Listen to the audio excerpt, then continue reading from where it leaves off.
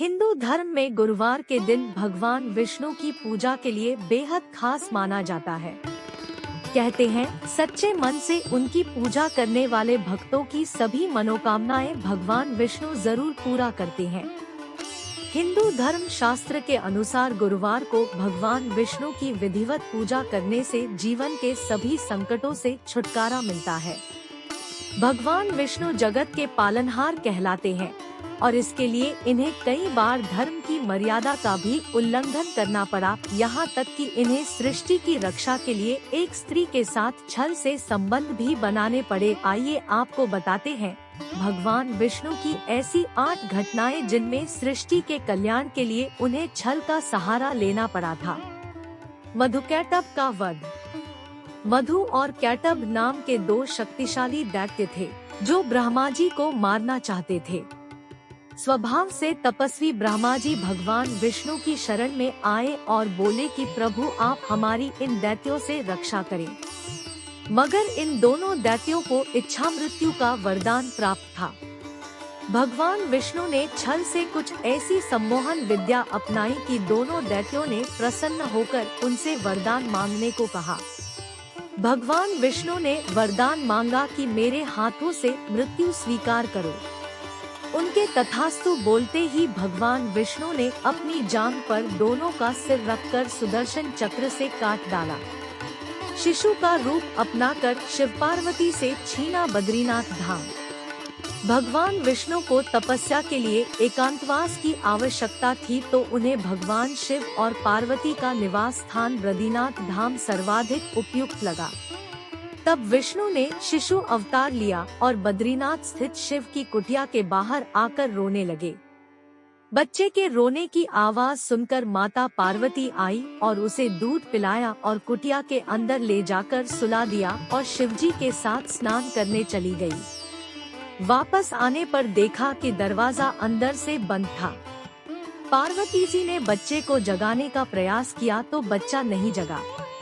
तब शिवजी ने कहा कि अब उनके पास 2 ही विकल्प है, या तो यहाँ की हर चीज को वो जला दे या फिर यहाँ से कहीं और चले जाएं। बच्चे के अंदर सोने के कारण वह उस कुटिया को नहीं जला सकते थे। अंत में उन्हें बद्रीनाथ छोड़कर केदारनाथ में अपना निवास स्थापित करना पड़ा। राजा बलि से छीना राजपाट। त्रेतायुग में बलि नाम का दैत्य भगवान विष्णु का परम भक्त था। वह बड़ा दानी, सत्यवादी और धर्मपरायण था।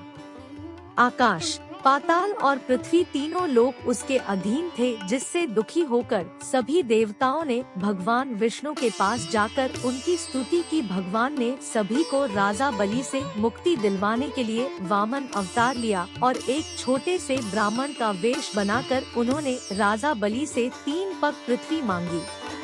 राजा बलि के संकल्प करने के पश्चात भगवान ने विराट रूप धारण करके अपने 3 पगों में तीनों लोकों को नाप लिया तथा राजा बलि को पाताल लोक में भेज दिया। शुक्राचार्य की एक आंख फोड़ दी। राजा बलि जब वामन अवतार को 3 पग धरती दान करने का संकल्प ले रहे थे, तब दैत्यों के गुरु शुक्राचार्य ने राजा बलि को आगाह किया कि ये वामन अवतार कोई और नहीं भगवान विष्णु है, जो छल से आपका सारा राजपाट छीन लेंगे। बलि तब भी नहीं माने। उन्होंने कहा कि वह दान करने के अपने धर्म से पीछे नहीं हट सकते। जैसे ही राजा बलि संकल्प करने के लिए अपने कमंडल से जल लेने चले, शुक्राचार्य उनके कमंडल की टोंटी में जाकर बैठ गए ताकि जल न निकल सके। वामन के रूप में भगवान विष्णु शुक्राचार्य की चाल समझ गए और उन्होंने टोंटी में सीख डाली तो उसमें बैठे शुक्राचार्य की आंख फूट गई। मोहिनी बनकर देवताओं को पिलाया अमृत। दैत्यों के राजा बलि से युद्ध में हार जाने के बाद इंद्र अन्य देवताओं के साथ अपना स्वर्गलोक वापस पाने के लिए भगवान श्रीहरि की शरण में गए। श्रीहरि ने कहा कि आप सभी देवतागण दैत्यों से सुलह कर लें और उनका सहयोग पाकर मद्रांचल को मथानी तथा वासुकी नाग को रस्सी बनाकर क्षीरसागर का मंथन करें। समुद्र मंथन से जो अमृत प्राप्त होगा उसे पिलाकर मैं आप सभी देवताओं को अजरमर कर दूंगा। तत्पश्चात ही देवता दैत्यों का विनाश करके दोबारा स्वर्ग का आधिपत्य पा सकेंगे। अमृत के लालच में आकर दैत्य समुद्र मंथन के लिए तैयार हो गए। फिर समुद्र मंथन करने पर अमृत निकला तो सुर और असुरों में उसको लेकर झगड़ा होने लगा। तब भगवान विष्णु ने मोहिनी रूप धरकर छल से केवल देवताओं को ही अमृतपान कराया। देवी वृंदा का सतीत्व भंग किया। जलंधर नाम के एक राक्षस के आतंक से तीनों लोग तंग आ चुके थे। यहाँ तक कि एक बार युद्ध में भगवान शिव को भी उसने पराजित कर दिया था। उसकी अपार शक्तियों का कारण थी उसकी पत्नी वृंदा। वृंदा के पतिव्रता धर्म के चलते जलंधर इतना शक्तिशाली था। एक बार भगवान विष्णु समूचे विश्व की रक्षा के लिए जलंधर का रूप धरकर वृंदा के करीब आए और उसका सतीत्व भंग कर दिया। ऐसा होते ही जलंधर की शक्तियाँ क्षीण होने लगी और वह देवताओं से युद्ध में हार गया। भस्मासुर एक महापापी असुर था।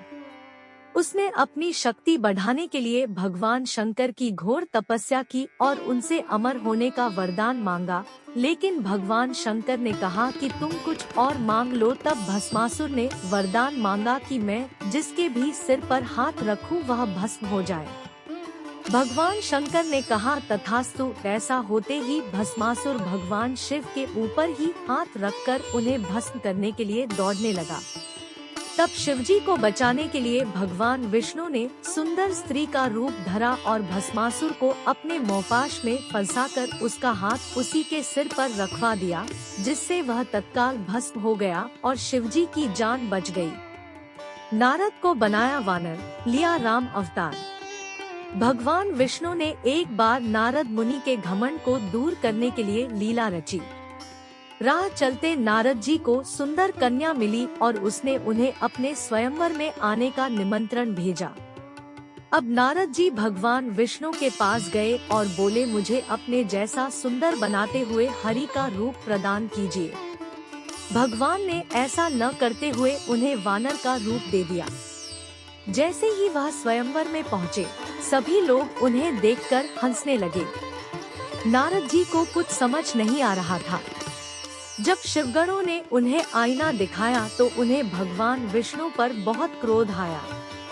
उन्होंने श्रीहरि को शाप दे डाला कि जिस प्रकार उन्हें स्त्री वियोग हुआ है, उसी प्रकार अपने अवतारों में वह भी स्त्री वियोग झेलेंगे।